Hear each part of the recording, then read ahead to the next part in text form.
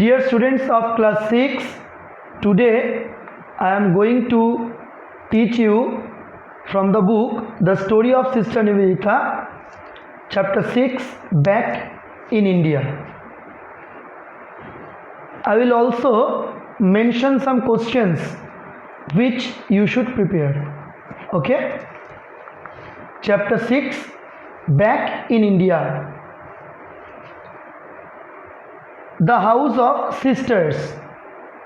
Nivedita arrived back in India in February 1902. 4 years earlier, she had landed in India as a foreigner. She was then a little afraid, a little doubtful. This time she experienced the joy of returning to her own motherland. Now she called India our country. She talked of Indians as our people. The best of our countrymen were surprised to see how sincere she was in her love. When she uttered the words, our people, the tone of absolute kinship which struck the ear was not heard from any other among us, wrote Rabindranath Tagore. On reaching Calcutta, she went straight to Bagh Bazar and rented a house in the same locality. The house at 17 Bospara Lane was her home, her school, and a meeting place of many great people of that time. She considered it to be an abode of peace and bliss because it was visited by the Holy Mother, Swami Vivekananda, many other monks of the Ramakrishna order, and many devotees of Sri Ramakrishna. Poets, painters, politicians, scholars, scientists, and statesmen all flocked to her house. Anyone who had the welfare of India at heart was sure of a welcome. In the same year, when Christine Greenstidel, an American disciple of Swami Vivekananda, joined her in her work, they put up a little black plate on the front door announcing it as the House of Sisters. It was in this house that Nivedita lived till the end of her life. Sometimes when she was ill, her friends and doctors advised her to leave this house and stay in a more healthy part of the city. Nivedita would stoutly refuse. How can I leave the lane that first gave me shelter? She would ask. Next part, the girls' school. As soon as she had settled down, she thought of opening her school again. She wrote to the Swami about it. He was in Benares then. He blessed her work with these words: May all powers come unto you. May Mother herself be your hands and mind. It is immense power, irresistible, that I pray for you, and if possible, along with it, infinite peace. In spring came the Saraswati Puja, the worship of the goddess of learning.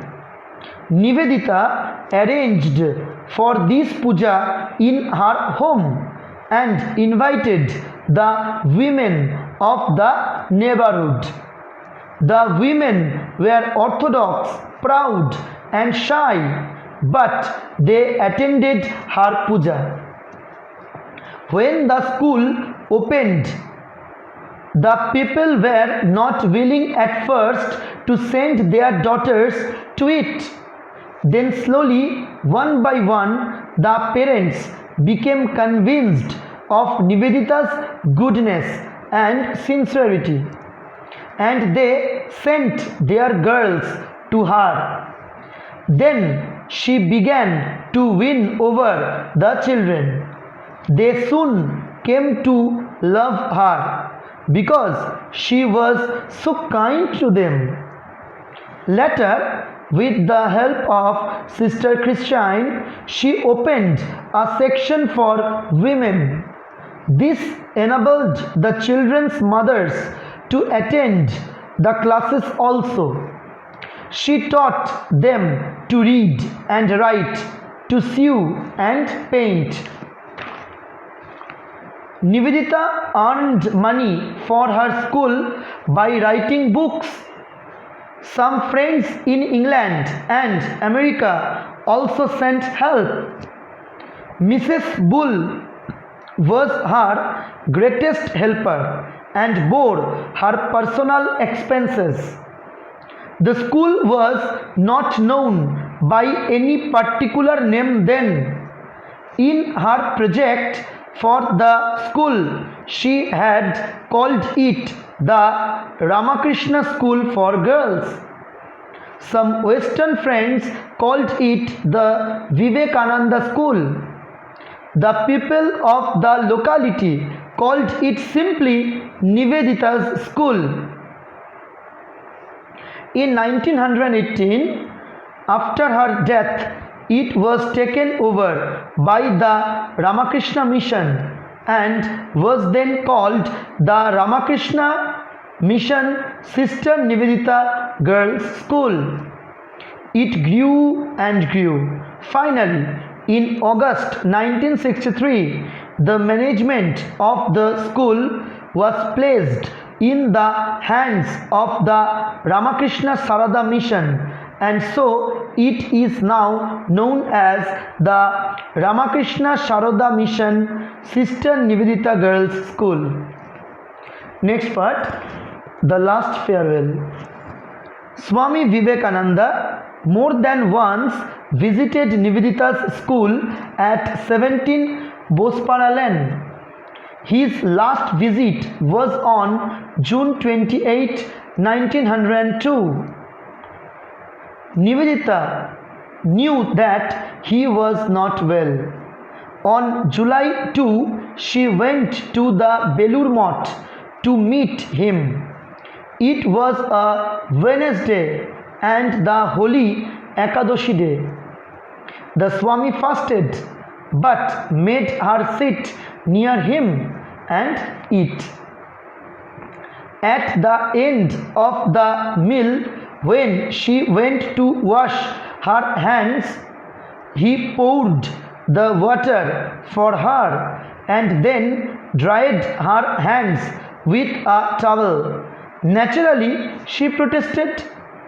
He was her master and she his disciple.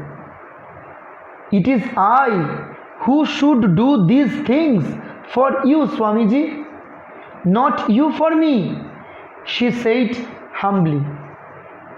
He solemnly replied, Jesus washed the feet of his disciples. Nivedita was just going to say, but that was the last time.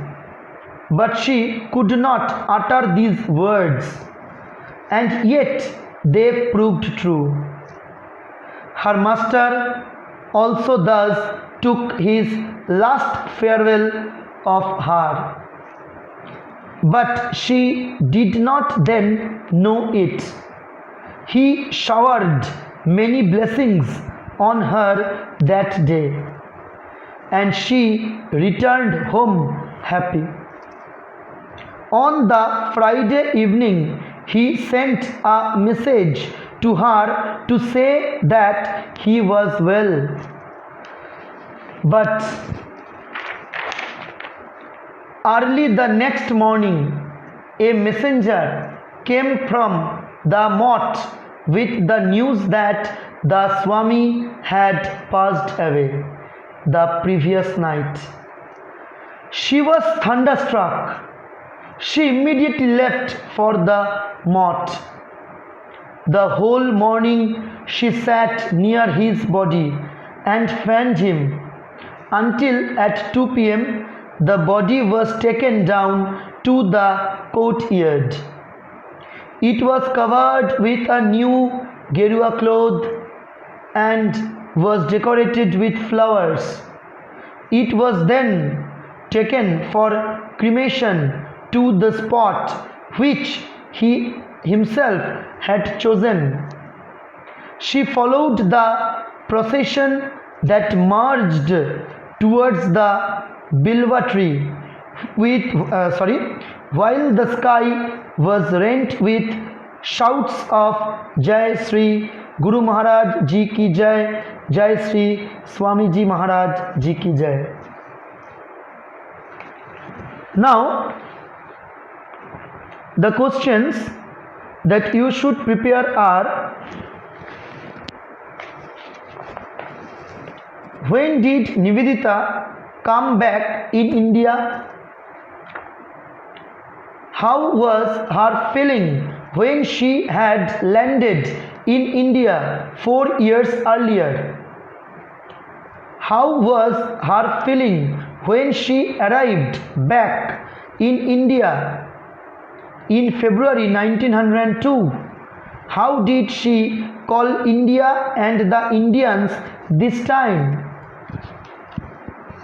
Why were the best of our countrymen surprised?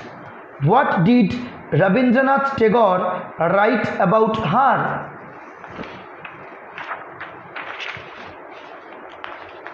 On reaching Calcutta, where did Nivedita go? Where was her school? Why did Nivedita consider the house at 17 Bospara Lane to be an abode of peace and bliss?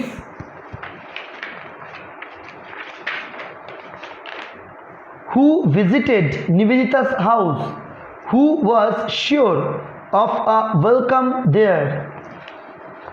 Who was Christine Brinstidel? When did she join Nivedita in her work? What did they put up on the front door? How long did Nivedita live in this house? What would she say when her friends and doctors advised her to leave this house? After settling down, what did she think of? To whom did she write about it? Where was the Swami then? What did the Swami do when Nivedita wrote to him about opening her school again? How were the women of the neighborhood? Which puja did Nivedita arrange in her home in spring? Whom did she invite? Did they come? Were the people willing at first to send their daughters to Nivedita school? How or why did the parents become convinced? Did they send their girls at last? How did Nivedita begin to win over the children? Or why did the children come to love Nivedita? With whose help did Nivedita open a section for women? What did she teach? What did she teach the women? How did Nivedita earn money for her school? Who sent help? Who was her greatest helper? and bore her personal expenses. What was the name of her school? What did she call her school? What did some Western friends call the school? What did the people of the locality call it? In which year which organization took over the school after Nivedita's death? What was the school called then? When was the management of the school placed in the hands of the Ramakrishna Saroda Mission? What is the school now known as? How many times did Swami Vivekananda visit Nivedita's school at 17 Bospara Lane? When was his last visit?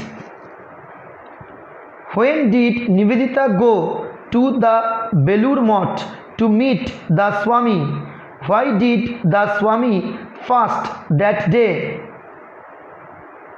How did the Swami entertain or receive Nivedita that day?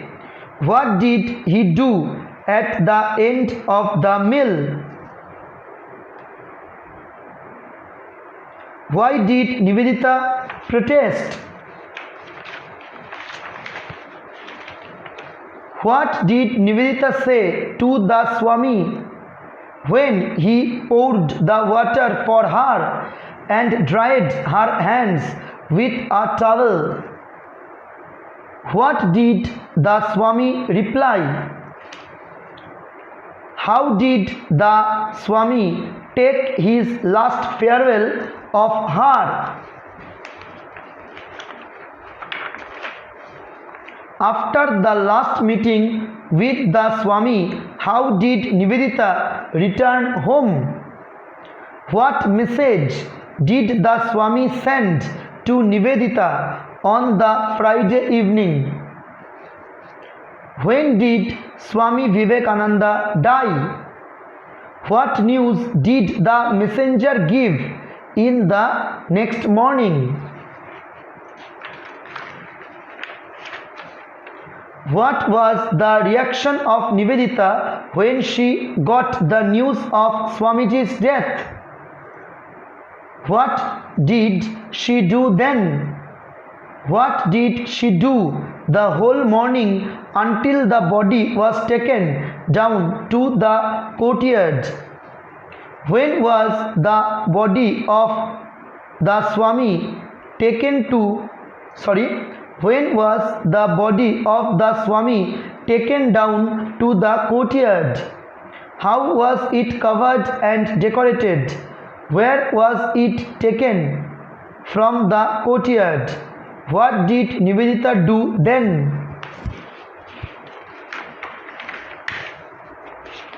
Where did the procession with Swamiji's body march towards? And the last question is, with which shouts was the sky rent with them? Okay, that's all for today.